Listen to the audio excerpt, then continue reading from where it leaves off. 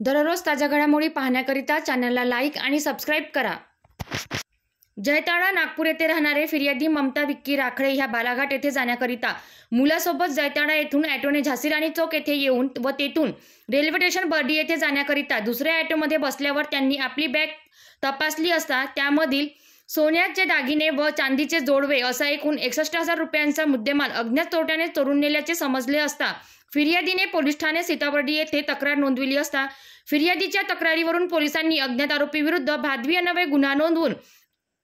चोराचा शोध घेत असता गुन्ह्याच्या तपासात सीताबर्डी पोलिसांनी तांत्रिक तपास करून तसेच मिळालेल्या खात्रीशीर माहितीवरून गुन्ह्यातील आरोपींना निष्पन्न केले व सापळा रचून आरोपी अंजना अशोक हातागडे व बायना भारत नाळे दोन्ही राहणार अजनी नागपूर यांना ताब्यात घेऊन विचारपूस केली असता गुन्हा केल्याची कबुली दिली असता आरोपींना अटक करून त्यांच्या ताब्यातून एकूण 41,000 रुपयांचा मुद्देमाल जप्त करून पुढील तपास करीत आहे।